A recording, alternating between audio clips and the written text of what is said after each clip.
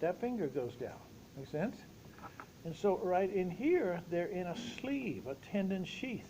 Y'all remember the movie Terminator? Remember when they finally cut off his arm and all, and he cut the meat off his arm, and he had hydraulics, and he pulled his finger down and he worked it back up?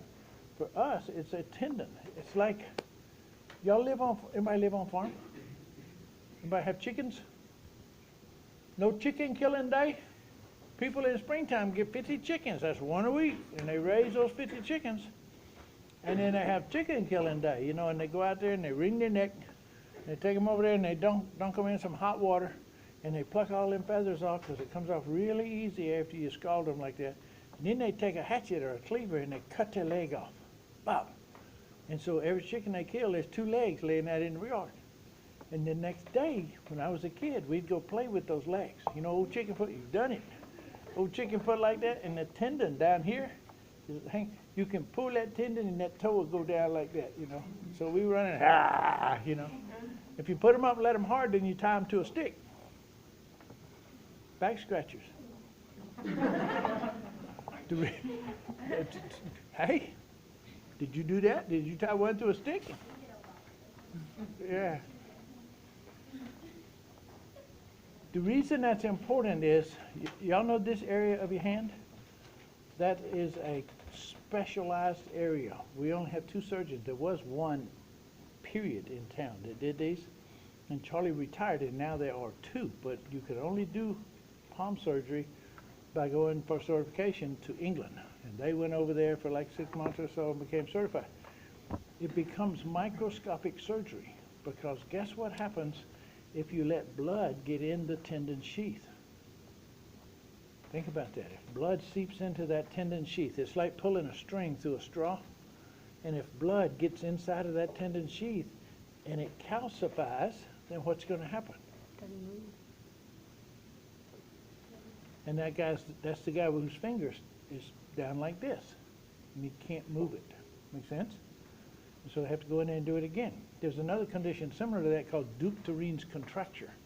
And Dupuytren's contracture is almost like that, but he'll get it down and he can't move it back up, but he'll take his other hand, boop, and it'll pop back up. And they call it trick finger a lot of times. Trigger finger. Seen that? And what happened is he damaged that. A little blood got around it, a little calcified knot got right on it. And so when it tries to slide through the sleeve, it'll go stuck and then pop in. Once you get it in there, then it'll work in that range and then pop it back out when you do something like close your fist all the way down. Make sense? That's Dupuytren's contracture. Similar, but not complete. It's a little tiny small one. Okay, so first in the tendon sheath. Tendon sheath. And we see it in tendons that are subject to friction. Joints have some stabilizing factors. There are 3 of them. Joints' articular surfaces are shaped to fit, so they fit together. And we looked at some of those guys up there in the lab tonight when we were doing our bones. Remember we talked about condyles and how they were shaped to fit, like the occipital condyles fit down into atlas, so that we can do this. And we can also do this because they're shaped to fit. So that's the first stabilizing factor. They're shaped to fit. And then there are ligaments. The more ligaments there are, the more stable the joint. The more ligaments, more stability. And let's do this. I think we did it in the lab, but not everybody knows in the lab. What's the difference in a ligament and a tendon?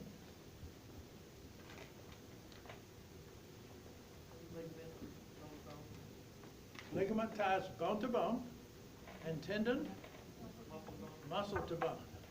So, later on, in the next chapter, ligaments are part of muscular system.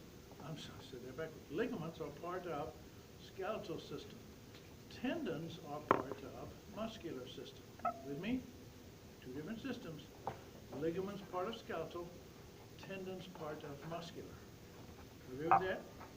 The last one of those shaped to fit was the muscles that pass over the joints. So if we think about the tendons and ligaments that are surrounding our joints, they are made up of fibrous connective tissue. Does fibrous connective tissue regenerate? Does not regenerate, it only fibrosis, scar tissue.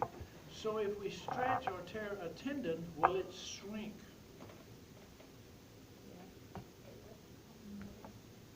If we tear or stretch a tendon, will it shrink back to its normal length? Oh, no.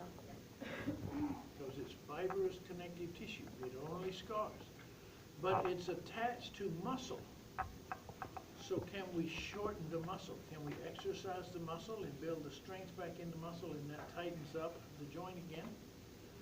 How about the ligaments? If we sprain, tear, or cut a ligament, will it shorten? It's not tied to a muscle. It has fibrous connective tissue. They will not shorten on their own. Can we go in there and surgically take some out, stitch them back together? So these guys give us stability, especially the tendons, okay? Because we can shorten those muscles, and we can make the joint more stable. And you know this, but you never really thought of it in that context. If you watch sports activities and you see the guy, he hurts his knee on the ball game that day, the soccer or whatever he's playing, he hurts his knee.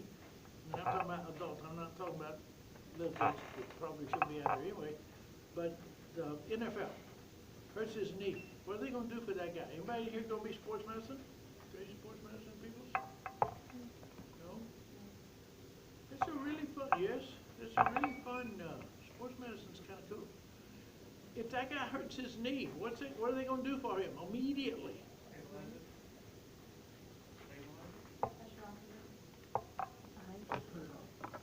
Cut it off? They're going to put ice pack on it. Before he gets off the field, they're going to have an ice bag laying on that thing. And guess why? Stops all that swelling and all that bleeding that's going in that joint. Now, do they care about this guy whether or not he hurts? They're paying him $10 million, $20 million, whatever the hell his contract is, to play for 20 games. Do they care if he hurts? They could care less. They only want him back on the field next Sunday. They don't care about how much pain he's in. They give him a shot for that, but they want him back on the field. So they're going to take him in the weight room, and immediately they're going to start extending the leg. Extending the leg, because guess what happens when we extend the leg? We contract the quadriceps, and that pulls these tendons tight again. With me? Is it going to hurt? Do they care? They don't care. They're paying him $20 million. Give him a shot of morphine, put him back on the feet.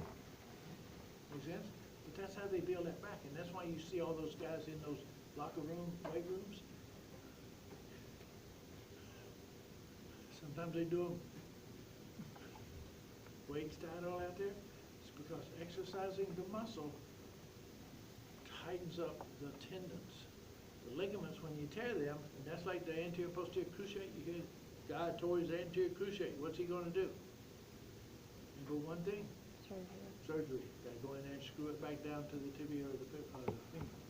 Okay, so that helps us a little bit. The three things that stabilize the joint. Now, out of those three, which one do you think stabilizes the most? The shape to fit, the ligaments, or the muscle tone? The muscle tone gives us the most stability. Muscle tone gives us the most stability.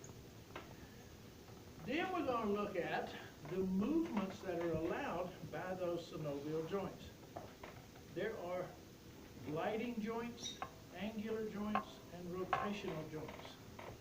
And when we talk about moving, we're talking about range of motion, ROM. The gliding joints is where one flat surface slips over another. And your textbook says we see it in the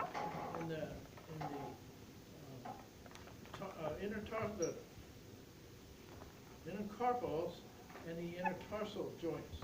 But even better to that, because what we did tonight, y'all remember the facets? Remember our facets on our vertebra? And they were a flat surface. Remember we put one on top of the other so that when we could move, we could see them glide across there? Those facet joints are gliding joints. They're gliding joints. Then there are angular movements. The gliding joints now, one direction. Angular movements give us, they change the angle between the bones in the joint, so they give us flexion and extension. So if we flex a joint, what happens to that joint? They don't really tell you what they're talking about here. But if we look at my elbow, if I flex my elbow, what does that mean? Okay, I'm going to contract my biceps and I'm going to pull it up here. So this is flexion, right? What does that do to the joint? Y'all remember when you were in middle school, you had a little protractor in geometry? Remember that? It was a little half circle and it had all the little degrees with 90 degrees straight up. Remember those little things? So if we start out here and we flex the joint, we decrease the angle. Flexion. If we extend the joint, we increase the angle. So flexion decreases the angle, extension increases the angle. With me? Flexion decreases, extension increases. Feel good? Okay. And those are angular. They give us flexion and extension. Angular ones. Can we hyperextend? What does that mean? Go too far. Yes. It actually, the medical term is it takes it beyond its normal physiological range of motion. So is something going to tear a break? Going to tear a break. Hyperextension. Can we hypoextend?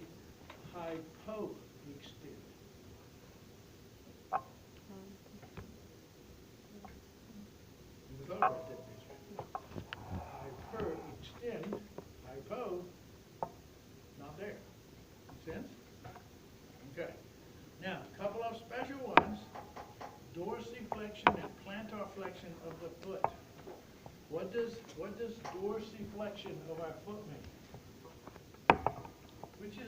What's the dorsal surface of our foot? Top. It's the top up here. So dorsiflexion is to do this. Walk on your heels. Plantar flexion is the other way, to walk on your toes. Make sense? Plantar flexion, dorsiflexion. Plantar flexion, dorsiflexion. Plantar flexion, dorsiflexion. How about abduction and adduction? Those are easy. What does it mean when somebody